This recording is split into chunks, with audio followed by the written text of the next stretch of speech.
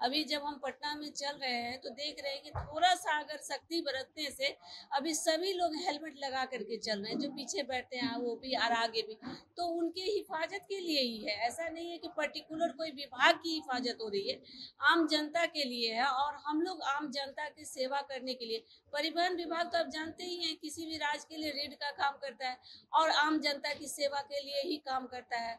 हर सफर हम सफर के इरादे से काम करता है।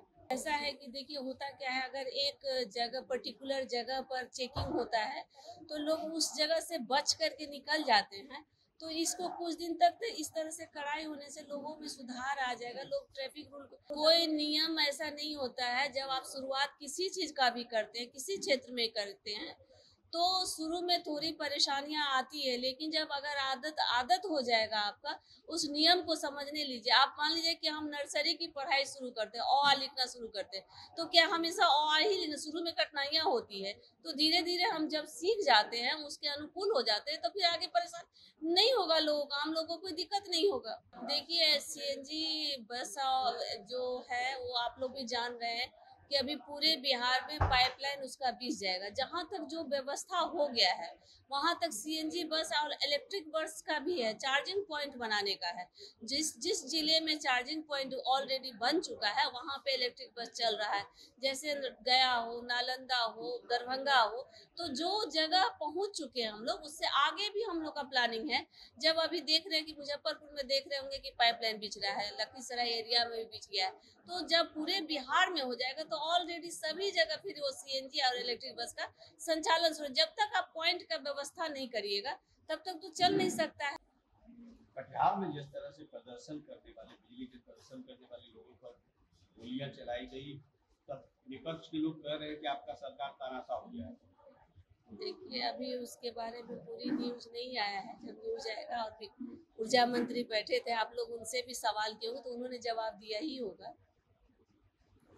अभी जो फिलहाल पूरे पटना में बैग जो चला रहे हैं लोग, उनको फाइन लग रहा है, और एक बैग वाले को जो स्मार्ट सिटी योजना का कैमरा लगाया गया है, चार चार जगह पे फाइन देना पड़ रहा है। उसके लिए क्या कुछ कर रहा है विभाग? देखिए उसके लिए आप लोगों ने पिछले सप्ताह भी ये सवाल किया था, उस पर हम विभाग से बात किए। और वो ऐसा है कि देखिए होता क्या है, अगर एक जगह पर्टिकुलर जगह पर चेकिंग होता है तो लोग उस जगह से बच करके निकल जाते हैं। तो इसको कुछ दिन तक तो इस तरह से कड़ाई होने से लोगों में सुधार आ जाएगा। लोग ट्रैफिक रूल, अभी जब हम पटना में चल रहे हैं तो देख रहे हैं कि थोड़ा सा अगर सख्ती बरतने से अभी सभी लोग हेलमेट लगा करके चल रहे हैं, जो पीछे बैठे हैं वो भी और आगे भी, तो उनके हिफाजत के लिए ही है। ऐसा नहीं है कि पर्टिकुलर कोई विभाग की हिफाजत हो रही है, आम जनता के लिए है। और हम लोग आम जनता की सेवा करने के लिए, परिवहन विभाग तो आप जानते ही हैं किसी भी राज्य के लिए रीढ़ का काम करता है और आम जनता की सेवा के लिए ही काम करता है। हर सफर हम सफर के इरादे से काम करता है। मैम आपको नहीं लगता कि कोई भी नियम अगर लाना चाहिए तो ऐसा लाना चाहिए कि बहुत दिन तक वो कारगर साबित हो, ये नहीं कि बस उसमें बदलाव बदलाव बदलाव। लग रहा है कि यह नियम हमेशा के लिए कारगर होगा, जैसा कि आप कह रहे देखिए हैं कि कुछ दिनों कोई नियम ऐसा नहीं होता है। जब आप शुरुआत किसी चीज का भी करते हैं, किसी क्षेत्र में करते हैं, तो शुरू में थोड़ी परेशानियां आती है, लेकिन जब अगर आदत आदत हो जाएगा आपका, उस नियम को समझने लीजिए। आप मान लीजिए कि हम नर्सरी की पढ़ाई शुरू करते हैं, अ आ लिखना शुरू करते हैं, तो क्या हमेशा अ आ ही लिखना, शुरू में कठिनाइयां होती है, तो धीरे धीरे हम जब सीख जाते हैं, उसके अनुकूल हो जाते हैं, तो फिर आगे परेशान नहीं होगा लोगों को, आम लोगों को कोई दिक्कत नहीं होगा। सीएनजी बस की संख्या आपने बढ़ाया है, किस किस रूट पर नए सीएनजी बस चलेंगे, और खास करके इलेक्ट्रिक बस की संख्या अभी तक नहीं बढ़ी है। कहा जा रहा था कि दूर शहर को भी कनेक्ट करेंगे, उसके लिए क्या कुछ कर रहे हैं? देखिए सीएनजी बस जो है वो आप लोग भी जान रहे हैं कि अभी पूरे बिहार में पाइपलाइन उसका बिछ जाएगा। जहां तक जो व्यवस्था हो गया है वहां तक सीएनजी बस और इलेक्ट्रिक बस का भी है, चार्जिंग पॉइंट बनाने का है।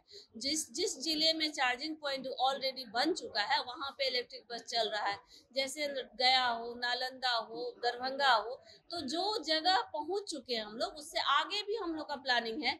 जब अभी देख रहे हैं कि मुजफ्फरपुर में देख रहे होंगे कि पाइपलाइन बिछ रहा है, लखीसराय एरिया में भी बिछ गया है, तो जब पूरे बिहार में हो जाएगा तो ऑलरेडी सभी जगह फिर वो सीएनजी और इलेक्ट्रिक बस का संचालन शुरू। जब तक आप पॉइंट का व्यवस्था नहीं करिएगा तब तक तो चल नहीं सकता है। मान लीजिए कि अगर इंटीरियर एरिया में चला दे, वहाँ व्यवस्था नहीं है तो कैसे चलेगी? तो व्यवस्था करना पड़ता है, उसके लिए पाइपलाइन पूरे राज्य में बिछ रहा है। जितना जल्दी काम हो जाएगा उस पर तो आगे सब जिलों में चलेगा।